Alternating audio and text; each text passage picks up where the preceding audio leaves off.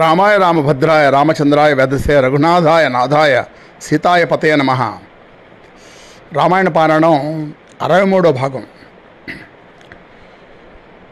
ఆధ్యాత్మ రామాయణము వాల్మీకి రామాయణం రెండూ కలిపి చదువుకుంటున్న ఈ తరుణంలో మన యువతకి రామాయణంలోని కథని ఆ తర్వాత తెలియని విషయాల్ని మనం ఇప్పటికీ ఏం నేర్చుకోవాలనే విషయం చెబుతున్న భాగంగా చదువుతున్నప్పుడు నాకు అనిపించింది ఏంటంటే, ఒక్కొక్క సర్గలో ఒక్కొక్క విషయాన్ని వాల్మీకి చెప్పారు. మరి వాల్మీకి రామాయణం 24,000 శ్లోకాలు ఉంటే, మరి దాంతో పోల్చుకుంటే ఆధ్యాత్మిక రామాయణం 4,000 శ్లోకాలే ఉంది. అందువల్ల కథ క్లుప్తంగా ఆధ్యాత్మ రామాయణంలో బ్రహ్మాండ పురాణంలో వ్యాసుడు చెబితే, విపులంగా వాల్మీకి రామాయణంలో వాల్మీకి మహాకవి చెప్పారు. సో ఈ క్రమంలో ఏమవుతుందంటే, మనం 63 భాగం వచ్చిన తర్వాత నాకు అనిపించింది ఏంటంటే, ప్రతి సర్గలోనూ కొన్ని ముఖ్యమైన విషయాలు చెప్పలేకపోతున్నామో అనిపిస్తుంది. ఎందుకంటే మనం ఒక 5-6 సర్గలో లేదా 10 సర్గలో చెప్పినప్పుడు కథాభాగం బాగా వస్తుంది, కానీ ఆ వాల్మీకి చెప్పిన అన్ని విషయాలు సరిగ్గా రావు. అందువల్ల నేను ఏమనుకున్నానంటే, ఒక్కొక్క సర్గ మనం వివరంగా చదివితే బాగుంటుంది అనిపించింది. అందుకని ఇవాళ హనుమంతుడు ఆ లంకాదహనం చేసిన తర్వాత ఆయన మనోగతం అంటే ఆయన మనసులో ఏమనుకున్నారు అన్నది వాల్మీకి చెప్పింది మనం చూద్దాం. ఇప్పుడు ఏమవుతుంటే, మనం ఎంత గొప్ప కార్యం చేసినా, లేకపోతే ఎంత హీనమైన కార్యం చేసినా, తర్వాత ఒకసారి ఆలోచించుకుంటే ఆ గొప్ప కార్యంలో కూడా ఏదో పొరపాటు కనిపిస్తుంది.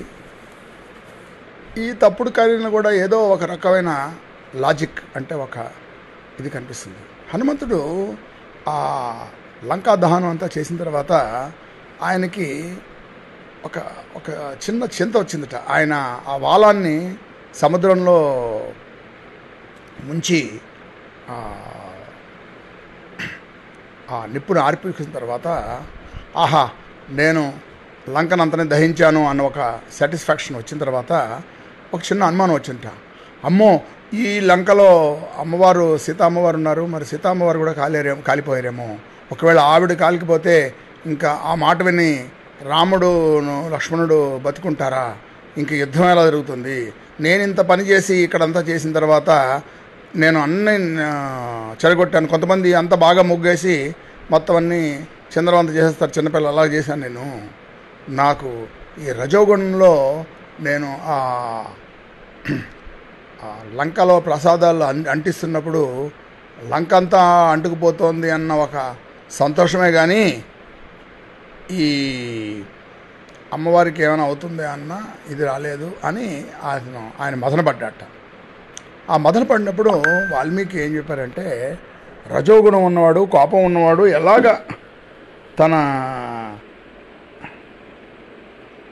చేయాల్సిన కార్యాన్ని చెడగొట్టుకుంటాడు అన్నది చెప్పారు. అది యువతకి చాలా ఉపయోగిస్తుంది అనుకున్నాను నేను. ఎందుకంటే మనం కోపంతో ఉన్నప్పుడు మనకి గీతలో కృష్ణుడు చెప్పినట్టుగా క్రోధాద్భవతి సమ్మోహ శృతి విభ్రవ అదేంటిది బుద్ధినాశన అన్నారు. అలాగా కోపం వచ్చినప్పుడు బుద్ధినాశనం అవుతున్నారు. ఈ సుందరకాండలో 55వ సర్గంలో సీతను గురించి హనుమంతుడు చింతించుదాం. దాంట్లో ముఖ్యంగా 2-3 శ్లోకాలు చదువుకుందాం. ధన్యాస్తే పురుషశ్రేష్ఠ ఏ బుద్ధ్య కోపముదితం నిరుంధంతి మహాత్మానో దీప్తమగ్నిమ. అంటే ధీరులైన పురుషులు తమలో వచ్చిన ఆగ్రహ అవశాలని అనే మంటల్ని నీటితో చల్లార్చుకున్నట్టుగా నిశ్చయాత్మక బుద్ధితో నిగ్రహించుకుంటారు అని ఆయన చెప్పారు. అది మనం ఈ యువతనే కాదు మనందరూ నేర్చుకోవాల్సిన విషయం. అది కోపం వచ్చినప్పుడు దానికి ఏం చెప్పారంటే 1 నుంచి 10 వరకు లెక్క పెట్టమన్నారు. తర్వాత లేకపోతే ఒక గ్లాస్ మంచిలు తాగమన్నారు. లేకపోతే ఏమన్నారంటే ఒక 10 నిమిషాలు మాట్లాడకుండా కూర్చోండి, తర్వాత నీకు ఇంకా కోపం తప్పకపోతే ఇప్పుడు మాట్లాడండి అన్నారు. ఎందుకంటే ఆ కోపంలో మాట్లాడినప్పుడు మనకి కూర్చొనిచ్చాలు తెలియవు, అది ఏం మాట్లాడాలి కూడా తెలియదు. ఉన్న విషయం కూడా ఇదవుతుంటా. అదేమంటామంటే సజ్జనులను సైతం మనం నిందిస్తామట. ఇది అనవచ్చు, ఇది అనకూడదు అనే విచక్షణ కోల్పోతా ఉంటాం మనం. అలాగే చేయకూడని పని ఉండదు, అనకూడని మాట ఉండదు. అందువల్ల ఆయన హనుమంతుడి దగ్గర మనం నేర్చుకోవాల్సిన ఏంటంటే ఆయన చేసిన తర్వాత ఆ చేసిన పని మంచిదా కాదా అని ఆయన వెనక్కి తిరిగి చూస్తున్నాడు, సింహావలోకం చేసుకుంటున్నాడు. ఒక్కోసారి మనం ఆలోచించుకుంటే మనకే తెలుస్తుంది అదే చేసింది పొరపాట కాదా అని చెప్పని. సో అందువల్ల మనం ఎప్పుడైనా రాత్రి నిద్రపోయేటప్పుడు మనం ఇవాళ చేసింది ఏమేమి మంచి పనులు చేసాము అని ఆలోచించుకున్నప్పుడు ఏమేమి పొరపాట్లు చేసాము, ఇది ఏం చేయకూడదు అలా ఆలోచించుకోవడం వల్ల వాళ్ళు రోజు రోజుకి ఇంప్రూవ్ అవుతారు. ఇలా అయిన తర్వాత ఆయన ఏమనుకున్నాడంటే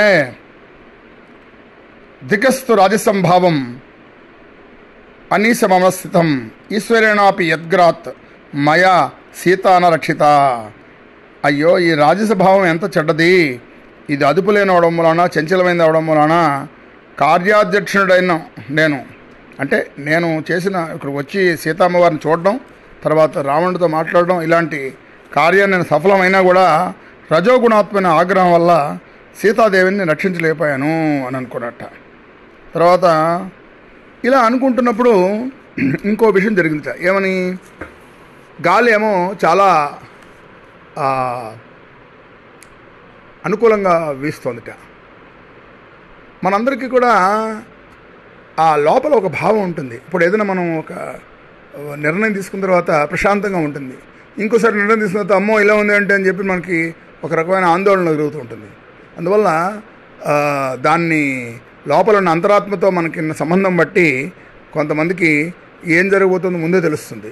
హనుమంతుడు చాలా గొప్పవాడు కాబట్టి ఆయనకి ఆ అనుకూలమైన పవనాలు వచ్చినప్పుడు ఆయనకు అనిపించిందట, ఈ నా తోకే బాగా కాల్చినట్టు లేదు, నేను మొత్తం లంకనంతని కాల్చినా కూడా నాకు వేడి తగలలేదు, ఆ అగ్నిదేవుడు నన్ను ఎందుకు రక్షించాడు, నన్నే రక్షించిన వాడు సీతమ్మవారిని రక్షించడా అని ఒక అనుమానం వచ్చిందట. తర్వాత నా మనసు ఎందుకు చింతాగ్రతమైనా కూడా ఈ అనుకూల పవనాలతో సాధిస్తుంది అని అనుకున్నట్ట. ఆవిడ దివ్య తేజస్సు ఆవిడని రక్షిస్తుంది అని. కానీ ఆ హనుమంతుడికి తెలియని విషయం ఏంటంటే, మనం ఇంతకుముందు వాల్మీకి రామాయణంలోనే చదువుకున్నాం, నేనే కనుక పతివ్రతనైతే హనుమంతుడికి ఆ అగ్ని కష్టం కలిగించకూడదు అని చెప్పి సీతాదేవి మనసులో ప్రార్థించింది. అందువల్ల సత్యమే మన సత్యే దిల్సే అంటారు. మా పవిత్రమైన మనసుతో మనం ఎప్పుడైతే ఎవరి గురించి ప్రార్థన చేస్తే భగవంతుడు వెంటనే వింటాడు. మన గురించి మనం ప్రార్థించినప్పుడు వినకపోయినా ఇంకోళ్ళ గురించి ప్రార్థన తప్పకుండా వింటారు. ఎందుకంటే భగవంతుడు కనిపిస్తున్నా మిగతా వాళ్ళ గురించి ప్రార్థిస్తున్నాడు, ఆ సాధు హృదయం ఉంది అని చెప్పాను. సో ఈ తర్వాత ఏమనుకున్నాడంటేట హనుమంతుడు, ఈ మైనాకుడు నేను రామకార్యానికి వెళ్తున్నానని చెప్పి సముద్రంలో ఉన్న పర్వతం పైకి వచ్చి నాకు సేద్దీరమని చెప్పింది. మరి మైనాకుడే అలాగా నాకు మనకు సహాయం చేసినప్పుడు అగ్నిదేవుడు ఎందుకు సహాయం చేయడు? ఒక విధంగా చెప్పాలంటే వాయుదేవుడు అగ్నిదేవుడు కలిసి ఉంటారట. అగ్నిదేవుడు నీకు వాయుదేవుడు సహాయం చేయడం వలన మొత్తం లంక అంతా కాలిందట. అలాగా మరి అగ్నిదేవుడు వాయుదేవుడికి మరి మిత్రుడు కదా, అందుకని సీతామ్మవారిని ఏం చేస్తున్నాడు అనుకుంటున్నట్ట. ఇలా అనుకున్న టైంలో ఆకాశంలో సిద్ధులు చారణులు అని ఉంటారు. ఆ సిద్ధులు చారణులు ఆకాశంలో వెళ్తూ మాట్లాడుకుంటున్నారట. ఇదేమిటి, ఇంత లంక అంతా కాలిపోయింది, అయినా కూడా ఆవిడ సీతామ్మవారు క్షేమంగా ఉంది, ఇది ఆశ్చర్యంలో ఆశ్చర్యం అన్నట్ట. అంటే ఇంకో చారుణ అన్నట్ట, అది కాదు ఆశ్చర్యము, హనుమంతుడు ఈ ఒక్కడే మొత్తం లంకనంతని దహించాడు అన్నట్ట. ఇలా వాళ్ళు మాట్లాడుకుంటుంటే అనిపించే, అమ్మో ఒకసారి వెళ్ళి మనం సీతామ్మవారిని చూసి వెళ్దాం మంచిది, ఎందుకంటే నాకు కూడా మనసుకు సంతృప్తిగా ఉంటుంది, అమ్మవారు బాగానే ఉన్నారని అని చెప్పాను. అందువల్ల ఇలాగ మనం ఒక్కొక్క సర్గ మనం చదువుకుంటూ ఉండడం వలన మనకి ఎక్కువ వివరంగా తెలుసుకోవడం అవుతుంది. తర్వాత నేను నా ఉద్దేశం ప్రకారం సుందరకాండ ఈ 23వ భాగంతో పూర్తవుతుంది అనుకుంటున్నాను. సుందరకాండ పూర్తయ్యేటప్పుడు మనం నాకు అనిపించిందంటే యుద్ధకాండలో మనం ఎంత తెలుసుకున్నా కూడా మనం నేర్చుకునేది ఎక్కువ ఉంటుందో లేదో నాకు తెలియదు. యుద్ధకాండ తర్వాత ఉత్తరకాండ. సో అందువల్ల ఎలాగైతే మధ్యలో మనం ఆధ్యాత్మ ప్రయాణం మొదలుపెట్టామో అలాగే ఈ సర్గ ఒక్కొక్క సర్గలో ఏం చెప్పాడు వాల్మీకి అని తెలుసుకుని చేద్దాం ఉంటాను. ఇది 53వ సర్గ. మళ్ళీ 50 సుందరకాండలో 54వ సర్గలో ఆయన వాల్మీకి ఏం చెప్పాడంటే హనుమంతుడు మరలా సీతను దర్శించడం మన సముద్రాన్ని లంఘించడం అని చెప్పారు. సో అందువల్ల ఇప్పుడు 55ది పూర్తి చేద్దాం మనం. సో ఇంకా 63 భాగంలోనే ఉన్నాం మనం. కానైతే కొంచెం వివరంగా విపులంగా విమర్శించి మనం రామాయణం చదువుతున్నాం మనం. అది యువతకు ఉపయోగిస్తుంది నా ఉద్దేశం. ఇది 55వ సర్గ పూర్తయింది. 56వ సర్గ మళ్ళీ ఇప్పుడు మొదలు పెడదాం.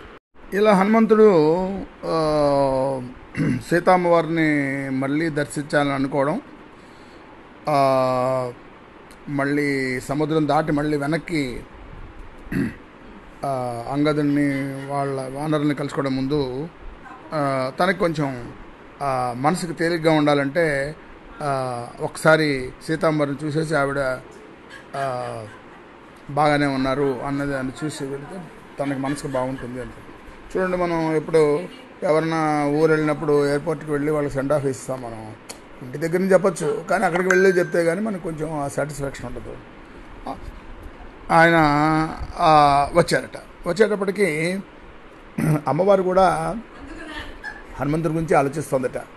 పాపం ఇక్కడికి వచ్చారు, చూసి నన్ను వెళ్ళారు, ఒక రకమైన ఆత్మీయత వస్తుంది కదా. తర్వాత ఏం కష్టాలు పడుతున్నాడో ఈ రాక్షసులు అతను ఏదైనా బాధలు పెట్టారో అని అనుకుంటుందట. ఈ లోపల హనుమంతుడు వచ్చి ఆవిడ నమస్కారం పెట్టి, అమ్మ మీరు క్షేమంగా ఉన్నారా అని చూసి వెళ్ళడానికని వచ్చాను నేను అన్నట్ట. అంటే చాలా మంచి పని చేసావు నువ్వు రావడం వలన నేను అనుకుంటున్నాను. అయినా ఎందుకైనా మంచిది ఒక రోజు ఇక్కడ నువ్వు ఎక్కడైనా రహస్య పరిస్థితుల్లో శాదదిరి వెళ్ళచ్చు కదా అంది. తల్లి ఎప్పుడు అలాగే అంటుంది. ఎన్ని రోజులు ఉన్నా కూడా మళ్ళీ ఇంకొక 2 రోజులు ఉండి వెళ్ళచ్చు కదా అంటారు. లేకపోతే వెళ్ళేటప్పుడు ఏదో భోజనానికి ఏదో కలిసి ఇవ్వడం అలాంటివి ఉంటుంది కదా. సో సీతామ్మవారు చాలా సంతోషించారట. సంతోషించడమే కాకుండా హనుమ అంటే ఒక రకమైన ఆప్యాయత, ఒక పుత్రభావం వచ్చి తన మనసులోని మాట చెప్పుకుందామని, ఇప్పటికే నేను చాలా మానసికంగా దుఃఖపడ్డాను, నువ్వు కనిపించకుండా వెళ్ళుంటే మాత్రం నీ గురించి ఆలోచించే దాన్ని నేను అని. సో అప్పుడే ఆవిడికి లక్ష్మణుడు కూడా గుర్తొస్తాడు. లక్ష్మణుడు నేను చాలా బాధ పెట్టాను వచ్చేటప్పుడు మాటలని, అతను ఏం అనుకోవద్దని చెప్పు అని చెప్పింది అనమాట. సో మనసు ఊగుతుందంటారు కదా, అటు ఇటు వెళ్తుంటుంది కదా. ఒక్కోసారి కోపంలో చెప్పినా కూడా మళ్ళా ఆలోచిస్తుంది. హనుమంతుడు తనకి మనసుకు చాలా దగ్గర అవ్వడం వలన తను లక్ష్మణుడి స్థానం ఇచ్చినట్టుగా అనిపించింది నాకు చదివినప్పుడు. సరే అతను ఏమనుకోవద్దని చెప్పు అని చెప్పి తన మనసులోని భావం ఒకటి బయటపెట్టింది. ఏమని, నాకు ఒక ప్రబలమైన సందేహం ఉంది. కథం కలు దుష్మారం సంతరక్షతి సాగరం, ఈ సాగరాన్ని ఇంత కష్టమైన దాన్ని ఎలాగ దాటుతారు వాళ్ళు అని. నాకు తెలుసు రాముడు కనుక ఇక్కడ వచ్చాడంటే బాణంతో రావణుని సంహరించగలడని. కానీ నువ్వు వాయుదేవుడు గరుత్మంతుడు తప్పిస్తే ఎవరు ఈ సముద్రాన్ని దాటి రాగలరని అనుకోవట్లేదు. మరి అలాంటప్పుడు నువ్వు మరి నీ శ్రీరాముడికి నువ్వు ధర్మోసహితం వాక్యం ప్రకృతం హేతు సంహితం హేతు అంటే ఒక లాజికల్గా ఎలా రావాలి అనే ఒక కార్యవిధానాన్ని నువ్వు ప్రతిపాదించు అని చెప్పా. అంటే హనుమంతుడి యొక్క గొప్పతనాన్ని ఆవిడ చాలా చక్కగా అంచనా వేసింది. ఎందుకంటే ఊరికనే వచ్చాడు, చూశాడు, వెళ్ళిపోకుండా ఆ రావణాసురుడిని కలిశాడు. తర్వాత వాళ్ళందరికీ ఒక ఒక రకమైన గుణపాఠం చెప్పాడు. తర్వాత దూతలాగా అవి చెప్పాడు. మనం అంటాం కదా, చూసి రమ్మంటే కాల్చి వచ్చాడని. అది తక్కువ విషయంగా చాలా గొప్ప విషయం. ఎందుకంటే మూడు రకాలైన సేవకులు ఉంటారట. చెప్పిన పని చేసేవాళ్ళట వాళ్ళు మధ్యములు. చెప్పిన పని ఎందుకు చెప్పారని ఆలోచించి చెప్పని పని కూడా చేసేవాళ్ళట వాళ్ళు ఉత్తములు. అందువల్ల ఆయన రావడంతోనే వైరి బలాన్ని తెలుసుకున్నాడు. తర్వాత వాళ్ళకి తన గొప్పతనాన్ని చెబుతూ అక్షయ్ కుమార్ని చంపేశాడు. తర్వాత రావణాసుడి దగ్గరికి వెళ్ళి అక్కడ ఆయన బలాన్ని అంతా చూశాడు. తర్వాత ఆయనకు కూడా దూతలాగా చెప్పాడు. అంతేకాదు వాలి నిన్ను పరాభవించాడు, ఆ వాలిని ఒక బాణంతో కూల్చాడు రాముడు, నువ్వేంటనుకుంటున్నాను ఒక భయం కూడా పెట్టాడు. ఇవన్నీ చేసిన తర్వాత హనుమంతుడు అంటే ఆవిడ గౌరవం పెరగడం మూలాన సలహా అడిగింది. మా నాన్నగారు చెప్తుండేవారు, మనం ఎవరైనా గౌరవం ఇవ్వాలంటే వాళ్ళని సలహా అడగాలని చెప్పాను. అలాగా ఆ సీతామ్మవారు సలహా అడిగింది. ఏమని, ఎలా వస్తారు వీళ్ళు అని. దానికి హనుమంతుడు రెండు రకాలుగా ఆలోచించాడు. ఇప్పుడు మనం ఏదైనా ఎవరికైనా ప్రాబ్లం వచ్చినప్పుడు దానికి ఎలా చేయాలో చెప్పడం అన్నది లాజికల్గా ఆన్సర్. రెండోది ఏంటంటే ఎమోషనల్గా చెప్పడం. అంటే ఏంటంటే ఇప్పుడు ఆవిడ ఆదుర్త పడుతుంది ఎలా వస్తారని. ఏం పర్వాలేదమ్మా, నాకంటే గొప్పవాళ్ళు వానరులు ఎంతోమంది ఉన్నారు ఇక్కడ, అందుకని వాళ్ళు అదేంటిది అందరం కలిసి మేము వస్తాము. రాముడి గురించి నీకు ఎలాగో తెలుసు, ఆయన ఒక బాణంతో రావణాసురుడిని చంపుతాడని ఒక రకమైన ధైర్యం ఇచ్చాడు. అంటే ఆవిడ అడిగిన ప్రశ్నకి రెండు రకాలుగా ఆన్సర్ చేశాడు. అందుకనే బుద్ధిమాన్ అన్నారు హనుమంతుడిని. ఆయన ఒక విధంగా ఏంటంటే నువ్వేం కంగారు పడద్దు, నాకంటే గొప్ప వాళ్ళు చాలామంది ఉన్నారు, వస్తారు, నువ్వు నేనే ఇక్కడ దాటగలుగుతున్నాను అనుకుంటున్నావేమో అని ఒక విషయం చెప్పాడు. రెండోది ఏం చెప్పాడు, సో ఈ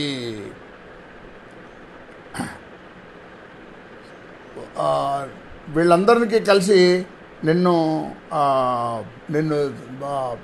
తీసుకుని ఆ రావణాసురుడిని అందరినీ చంపిన తర్వాత నిన్ను తీసుకుని అయోధ్యకి వెళ్తాడు అని ఒక భరోసా ఇచ్చాడు. అక్కడ కావాల్సింది ఏంటంటే భరోసా, అంతేగాని ఎలా వస్తుందో చెప్పడం కాదు. ఇప్పుడు పిల్లలు పరీక్షకి వెళ్తుంటారు, పరీక్ష చదువుకున్నాడు అంతా బాగానే ఉంది, కానీ కొంచెం భయం ఉంటుంది. అందుకని వాళ్ళకి ఏం చెప్తాం, పర్లేదమ్మా చాలా బాగా చదువుతావు, ఎంతవరకు చదువుకున్నావు కదా బాగుంది అన్నారు. వాళ్ళకి ఇవ్వాల్సిన భరోసా. వాళ్ళు ఎగ్జాక్ట్గా ఎలా నడిచారన్నది నిజం చెప్పాలంటే హనుమంతుడికి తెలియదు ఆ రామసేతు కడతారని. రాముడు తర్వాత కథలో వస్తుంది, 3 రోజులు ఉపవాసం చేసి నువ్వు నాకు వెళ్ళడానికి మార్గం చూపించమంటే అప్పుడు ఆయన చెప్తాడు, సముద్రుడు చెప్తాడు, నలుడు నీళ్ళని తీసుకుని నువ్వు ఈ సముద్రం మీద నుంచి వంతెన కట్టమని చెప్పాను. అందుకని మనం పిల్లలకైనా పెద్దవాళ్ళకైనా సరే, ఇప్పుడు నువ్వు ఏదో స్కూల్లో జరిపిస్తాం, ఎలా అవుతుందని చెప్పక్కర్లేదు, నీకేం పర్లేదమ్మా, బాగా చదువుకుంటావు, మంచి ఉద్యోగం వస్తుంది, ఏదో పాస్ అవుతావు అని చెప్పి వాళ్ళకి ధైర్యం చెప్పడం అనేది ఇంపార్టెంట్. అందువల్ల హనుమంతుడు సముద్రాన్ని ఎలా దాడుతారంటే ఎలా దాడుతారో చెప్పకుండా ఆవిడకి ధైర్యం చెప్పాడు. ఇది మనం ఈ సర్గలో మనం తెలుసుకోవాల్సిన విషయం. తర్వాత హనుమంతుడు సముద్రం దాటి జాంబవతుని అంగదుల్ని కలుసుకుంటాడు. వాళ్ళకి కథ చెప్తుంటాడు. అసలు ఎలా వెళ్ళాడు అని దానికి ఆ మేఘాల్లో వెళ్తున్నట్ట, కొంచెంసేపు కనిపిస్తున్నట్టు మేఘాల నుంచి మనం కొంచెంసేపు మేఘాల్లోకి వెళ్ళిపోతున్నట్ట. చంద్రుడు ఎలాగైతే మేఘాల్లోంచి మనకు కనిపిస్తాడో అలా ఉన్నాడు అనిపించట. తర్వాత ఆయన అక్కడికి వెళ్ళేటప్పుడు ఒక పెద్ద హూంకారం చేశాట. అది ఆ హూంకారం నుంచి జాంబవంతుడికి తెలిసిందట, ఇతను జయించి వస్తున్నాడు లేదా కృతార్థులై వస్తున్నాడు అని చెప్పి అందరూ అనుకున్నట్ట. వాళ్ళకి అందరికీ మొత్తం వివరంగా అన్ని చెప్పారట. తర్వాత వాళ్ళందరికీ చెప్పిన తర్వాత అప్పుడు వాళ్ళందరూ కలిసి అదే సురస అన్న నాగమాత కలవడం, తర్వాత లంకిణిని సింహికాని అదేంటిది చంపేయడం, తర్వాత లంకిణిని ఓడించడం, తర్వాత ఇవన్నీ చెప్పి సీతమ్మవారి గురించి అని చెప్పాట. సో అందరూ కలిసి ఇప్పుడు వెనక్కి వెళ్తుంటే మధువనం అని అక్కడ ఉంది. ఆ మధువనంలో దధిముఖుడని ఆయన సుగ్రీవుడి మేనమామట, ఆయన దానికి అధికారంగా ఉన్నట్ట. వీళ్ళకి వెళ్ళి అంగదుడి యొక్క అనుజ్ఞ తీసుకుని అక్కడ మధుపానం చేసి అక్కడ వృక్షాలన్నీ తిని, అదే మన పళ్ళన్నీ తిని చాలా గొడవ చేస్తున్నారట. ఇప్పుడు ఆ దధిముఖుడు వాళ్ళ సైనికులు వెళ్ళి సుగ్రీవుడికి చెప్పారట, ఇలా జరిగింది, వాళ్ళు వచ్చారు, వానరులు ఇలా చేస్తున్నారంటే. ఇప్పుడు వెంటనే సుగ్రీవుడు అన్నట్టు, అయితే వాళ్ళు సీతమ్మవారిని చూసి వచ్చి ఉంటారు, లేకపోతే ఆ సంతోషంలో వాళ్ళు ఇలా చేస్తున్నారు, లేకపోతే వాళ్ళకి ఇక్కడికి వచ్చే ధైర్యం కూడా ఉండదు. ఎందుకంటే సుగ్రీవాదిని ఏంటంటే వాళ్ళు ఒక నెల తర్వాత వచ్చారంటే వాళ్ళకి శిరచ్ఛేదన వచ్చారు కదా, అందువల్ల వాళ్ళని రమ్మని చెప్పు అన్నట్ట. తర్వాత వాళ్ళు వచ్చి అప్పుడు అక్కడవన్నీ మళ్ళీ జరిగినవన్నీ మళ్ళీ చెబుతూ ఉన్నట్ట. ఆ చెప్పబోయినప్పుడుది ఒక ఏమంటుంది మనోహర దృశ్యాన్ని మనం ఒకసారి మన కళ్ళ ముందు ఊహించుకుంటే, ఆ రావడంతోనే మా నాన్నగారు చెప్తుంటారు, కంచన్ సీతను అన్నట్ట. అంటే సీతను చూశాను అని కాకుండా చూశాను సీతను అన్నట్ట. ఎందుకంటే ఆ రాముడికి ఆ క్షణం వరకు వెయిట్ చేస్తాడు, ఆ మాట చెప్పే లోపల ఆయన ఎందుకు బాధపడ్డాం అని చెప్పని. అందువల్ల ఆ రాముడు ఆ కథ అంతా మళ్ళీ చెప్పించుకొని విని తర్వాత ఆయనకి ఏం చేయాలి తెలియక, నీకు నేను ఇవ్వగలిగింది ఏమీ లేదు అని చెప్పి ఆయన్ని కౌగిలించుకున్నట్ట. ఆ యొక్క ఘట్టం మనం చదువుకుని ఈ భాగం మనం ముద్దుద్దాం. హనుమంతుడు సీతాదేవికి ఆ సమాచారం చెప్పడం, రావణాంతఃపురంలో సీతాదేవిని నిర్బంధపడడం, రాక్షస స్త్రీలు ఆమెను భయపెట్టడం, రామునిపై ఆమె కల అనురాగం, రావణుడు ఆమెకు విధించిన గడువు మొదల విషయాలన్నీ ఆయన చెప్పడం మొదలుపెట్టా. అది మన సంస్కృతంలో కూడా ఆయన శ్లోకాలు విందాం. రావణాంతఃపురే రోధం రాక్షసీభిశ్చ తర్జనం రామే సమనురాగం చ యశ్చాయాం సమయకృత అన్నాడు. అంటే రావణాంతపురంలో ఆ రోధం అంటే ఆవిడని అనురోధించే ఆపారనేది. రాక్షసీభిశ్చ తర్జనం, వాళ్ళందరూ వాడిని భయపెడుతున్నారు. తర్జనం అంటే మనం చూడండి, భయపెట్టినప్పుడు చూపుడు వెళ్ళి చూపిస్తాం. రామే సమానురాగం చ యశ్చాయాం సమయకృత. ఇది ఎందుకు చదువుతున్నానంటే ఆయన వాల్మీకి చాలా బ్యూటిఫుల్గా చెప్పారు. అంతా రామాయణంలో వందనే ఒక శ్లోకంలో ఏకశ్లోకంలో చెప్పారట. అది మీరు ఎప్పుడైనా విని ఉంటారు.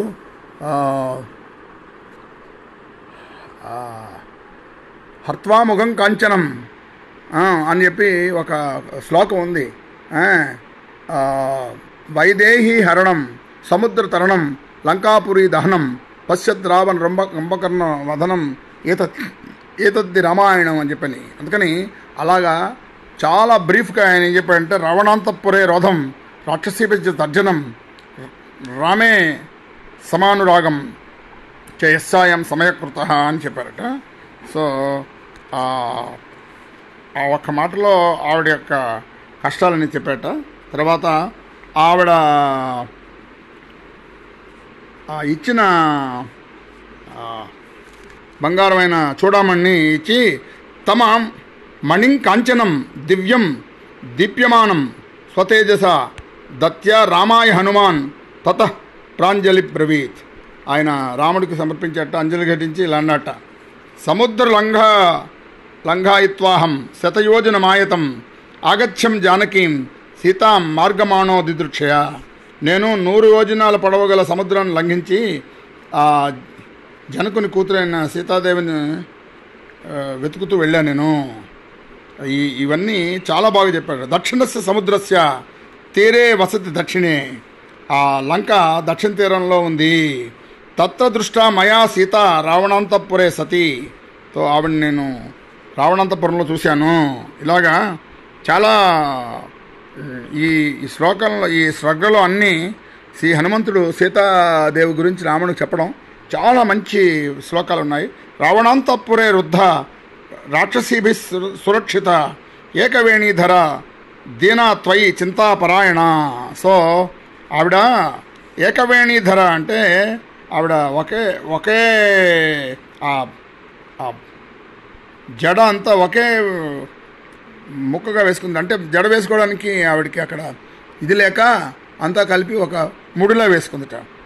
దీనత్వయి దీనంగా ఉందిట. రాక్షసోభి సురక్షిత, రాక్షసులందరితో ఆవిడ పర్యవేక్షిస్తున్నారు, నువ్వు కంగారు పడక్కర్లేదు అని. తర్వాత దేవి కథంచిత్ కాకుత్సం తన్మనా మాద్యతామయ, నీ గురించి ఆలోచిస్తోంది ఆవిడ, కాకుత్స వంశోద్భవ అని చెప్పి చెప్పట్టు. తర్వాత ఆవిడ రామ సుగ్రీవ సఖ్యం చ సుత్వ ప్రీతిమపాగత. ఆ రాముడు సుగ్రీవుడు వాళ్ళిద్దరూ మిత్రత్వాన్ని చూసి చాలా సంతోషించింది. తర్వాత నీకు అభిజ్ఞానం చ మే దత్తం యథావృత్తం చ తవాంతకే చిత్రకూటే మహాప్రాజ్ఞ వాయు సంప్రతి రాఘవ. ఆ కాకాసుర వృత్తాంతాన్ని వివరించింది. సో అందువల్ల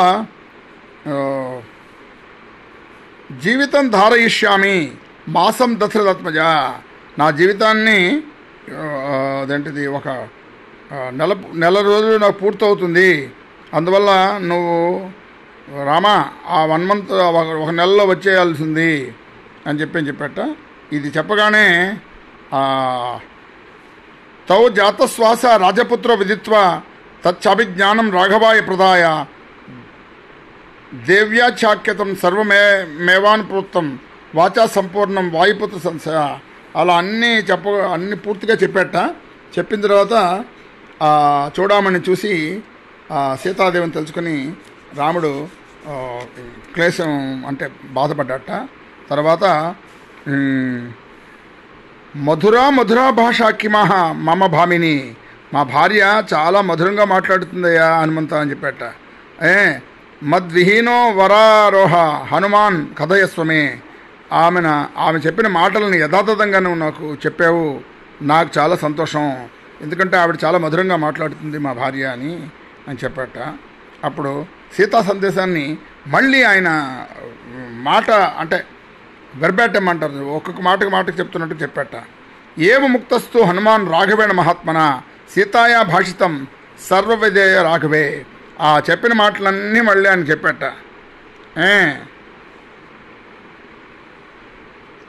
అప్పుడు ఆ చెప్పిన కాకాసుర వృత్తాంత విను. సుఖసుస్థా త్వయా సార్థం జానకి పూర్వమత వాయుస్వసహవతి విదదారక్షనంతరే. ఇందులో సీతతో నీతో కూడా హాయిగా నిద్రించిన జానకి ముందుగా మేల్కొన్నట.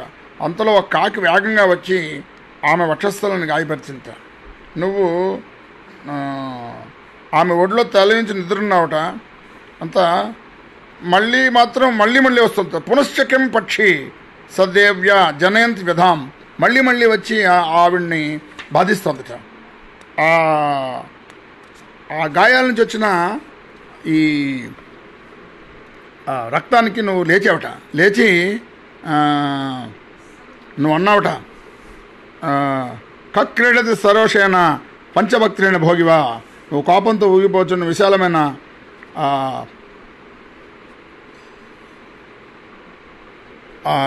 పాముతో ఆడుకుంటున్నట్టుగా ఉన్నావు అని చెప్పి, నువ్వెవరు అని చెప్పి ఆ కాకం ఇంద్రుని కుమారుడట. అది నువ్వు ఇచ్చిన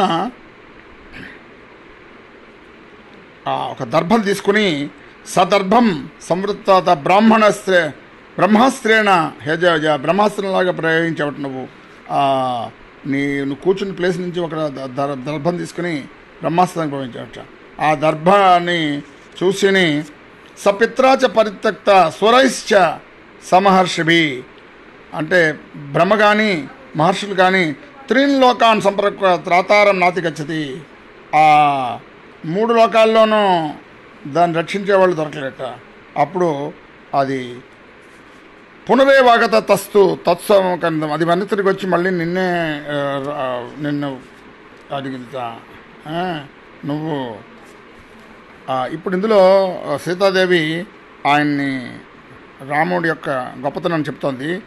ఏ నమస్త్రం విధానం శ్రేష్ఠ సత్వవాన్ శీలవాసిన కిమర్థమస్త్రం రక్షసు నయో జయంతి రాఘవ. నువ్వు విద్యా కోవిదుల్లో శ్రేష్ఠుడు, బలశాలి, ఉత్తమశీల సంపన్నుడైన శ్రీరాముడు ఎందుకు రాక్షసుల మీద అస్త్రాలు పరిపరించట్లేదు అని చెప్పి ఆవిడ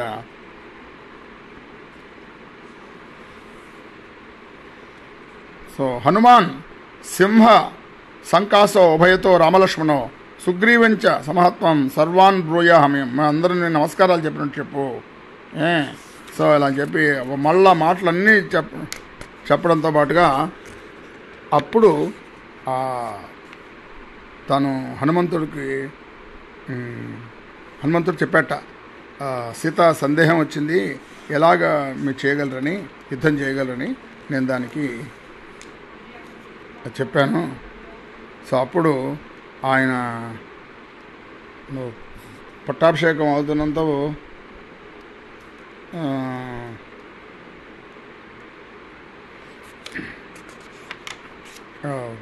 చెప్పేటప్పటికీ ఆయన రాముడికి చాలా సంతోషం వచ్చిందట. అప్పుడు ఆయన ఏం చేశాడంటే ఆయన్ని లేచి హనుమంతుడిని కౌగిలించుకొని, నేను ఇంతకంటే నీకు ఏమి ఇవ్వలేను, నువ్వు చేసిన పనికి నా సర్వస్వం నీకు ఇచ్చినా సరిపోదు అని చెప్పి హనుమంతుడికి ఆయన ఆలింగనం చేశారట. ఆ ఆలింగనం ఎంత ఇదంటే భరతుడికి ఇచ్చిన ఆలింగనంతో సమానంట అది. సో ఇవాళ హనుమంతుడి పునరాగమనం పూర్తయింది. ఇంకా యుద్ధకాండ మొదలుపెట్టే ముందు వాల్మీకి ఏం చేశారంటే పట్టాభిషేకం గురించి వర్ణించాడు. మరి ఎలా వర్ణించాడో నాకు తెలియదు. నాకు అది ఇప్పుడు నన్ను చూస్తుంటే ఇవాళతో సుందరకాండ పూర్తవుతుంది. ఎందుకంటే ఆయన సుందరమైన హనుమంతుడు ఆ సుందరమైన ఘట్టాన్ని, ఆ అమ్మవారి గురించి అయ్యవారి గురించి అమ్మవారికి చెప్పిన ఇవన్నీను చాలా గొప్ప ఘట్టాలు అవి. అవి కనుక మనం విన్న వాళ్ళకి వాళ్ళ జీవితంలో కష్టాలు ఉండవట. అందువల్ల ఈ మనం భాగం ముగించే ముందు హనుమత్ పునరాగమనం ముగించే ముందు మనం మంత్రం చదువుకుందాం. శ్రీరామ రామ రామేతి రమే రామే మనోరమే సహస్రనామ తత్తుల్యం రామనామ వరాననే. సాయిరామ రామేతి రమే రామే మనోరమే శతసహస్రనామ తత్తుల్యం సాయినామ వరాననే. ఈ హనుమంతుని పునరాగమనంలో మనం యువత నేర్చుకోవాల్సిన 4 విషయాలు చూద్దాం. ఒకటి, ఏ పనిని చేసిన తర్వాత దాన్ని సింహావలోకనం చేసుకోవడం, అది హనుమంతుడి దగ్గర మనం నేర్చుకోవాలి. ఆయన ఆ లంకను దహించిన తర్వాత అమ్మో ఇందులో ఏమైనా పొరపాటు జరిగిందేమో, సీతమ్మవారు అందులో కాలిపోలేదు కదా అని చాణూరు సిద్ధులు మాట విన్నా కూడా ఒకసారి తను కన్ఫర్మ్ చేసుకోవడానికి వెళ్ళి ఆవిడ చూసి వచ్చాడు. తర్వాత ఆ సీతమ్మవారు మళ్ళీ చూడడం వలన అప్పుడు ఆవిడకి ఆ హనుమంతుడి యొక్క అంతవరకు అతన్ని విశ్వాసాన్ని, లాయల్టీని ఆవిడ అభినందించింది. కానీ తర్వాత అతని పరాక్రమాన్ని, అతని యొక్క శక్తిని కూడా అంచనా వేసి నువ్వు రాముడికి సలహా చెప్పు ఎలా సముద్రం దాటాలో అని అడగడం, తర్వాత మళ్ళీ చెప్పడం అన్నది ఒక ఇదైతే, రాముడి దగ్గరికి వచ్చిన తర్వాత ఆయన హనుమంతుడు ఆ మాట తన భార్య చెప్పించుకొని చాలా సంతోషించాడు. అతనికి అలభ్యమైన పరిశ్రమం ఇవ్వడంతో పాటుగా మన కొన్ని పురాణాల్లో ఏం చెప్తారంటే హనుమంతుడు చతుర్ముఖ బ్రహ్మ, భవిష్యత్ బ్రహ్మగా ఆయనకి రావడానికి ఇది కారణం అని అంటారు. అందువల్ల సుందరకాండ ఇప్పుడుతో పూర్తవుతుంది. బుద్ధజన విజయుడు రాజశేఖర్ పాలపేడ. జై శ్రీరామ్.